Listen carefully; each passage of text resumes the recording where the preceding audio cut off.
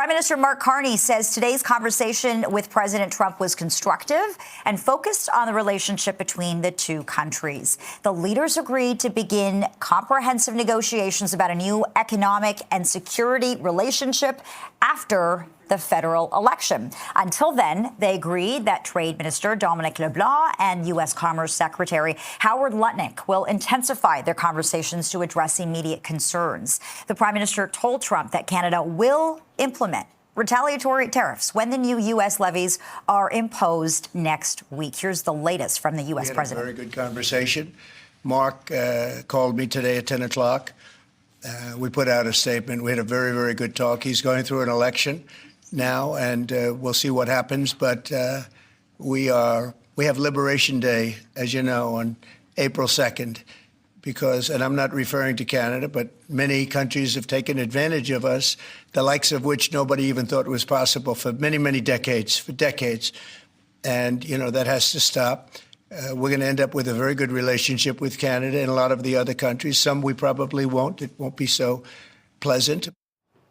All right, so much to unpack here, so let's do that with CTV News political commentator Scott Reid joining us live in studio. It's nice to see you in person, Scott. Good to see you. Thanks for doing this. That phone call, that's a lot. It's sort of a softer tone from the president. He's also calling Mark Carney Mark and not the governor.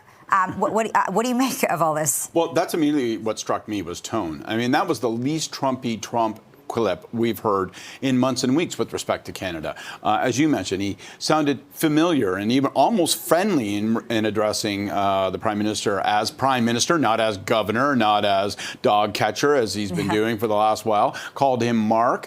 And, it's difficult to know exactly what to take from this, but at a world where he just talked about slapping on tariffs on the auto industry, where he talked about April 2nd and how there's going to be other tariffs, and said if we proceed with retaliatory tariffs for those actions, he'd make it twice as hard, twice as bad on us. That's not what he's saying today. So something happened on that call that clearly improved the dialogue between the two men, the two countries, and hopefully that'll have a positive impact on us economically. Yeah, you're always paying attention to the details. So there was a moment where Donald Trump says, we're going to continue our meetings after the federal election. What did you make of that? What is he saying there? Is that an endorsement? Is that an assumption? I think it was an assumption. That's the way I read it. Maybe he's been reading polls. My guess is it's just the usual lack of attention to detail. He appreciates we're in a federal election, but perhaps not fully absorbing that anybody could win.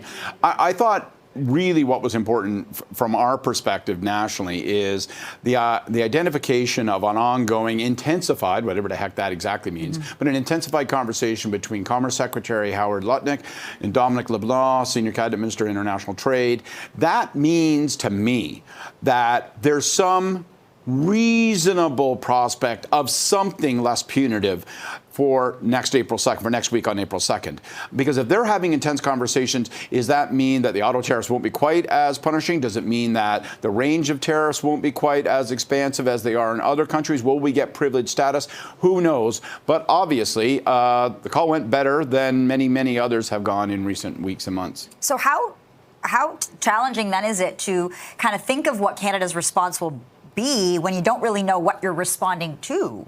Well, I think that's been something that the Prime Minister, Mr. Carney, has been flagging pretty consistently in his remarks. Like, he's always careful to say, listen, we don't know what's going to happen next. We can't predict exactly how the United States will respond, how Donald Trump will respond, because he is inherently so unpredictable. So that's why we'll do our best. We'll negotiate as strong as possible. We'll work from a position of strength. But we've got to keep this very major effort going to fortify our economy, to make certain we expand trade diversification so we're not just relying on the United States and we can find other markets to sell our goods. He's got to keep that focus, because today's call goes well with Trump, but maybe next week's goes completely pear-shaped. Who knows with this guy? I do think it was important that they spoke, and I do think it was important just a little bit of subtle diplomacy yesterday.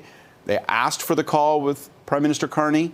He did not say, yes, sir, 3 bags full, sir. Didn't respond right away. Made him wait a day. I like that little show of steel. Wow. Okay, very interesting. In the context of our federal election, Scott, if you are Pierre Poilievre, Mark Carney, Jagmeet Singh, and you're watching the Prime Minister, or rather the President, describe this phone call, and it really works in Mark Carney's favor, what are you thinking? Let's begin with the Conservatives. What does this do to Pierre Poilievre? Well, the first thing that's so puzzling about the Conservatives is they are acting like, Trump's there, and the trade issue is obviously important, but they're not making it the centerpiece of their campaign. They're off today making a crime announcement. So, what does he make of it? My sense is strategically they've decided that they don't want to fuel this particular fire. I don't think this fire is going out. I don't think this fire is going to do anything other than burn its way through the election and be the question that people cast their ballot on. But we'll watch. Maybe he'll say, oh, well, he's so friendly with Mark Carney because he wants Mark Carney to win. Therefore, Mark Carney is bad because Donald Trump likes him. Possibly. We'll see. Okay, let me pick up on that because we sort of saw that playing out in the Ontario provincial election where some of the party leaders decided to focus on other issues, local issues.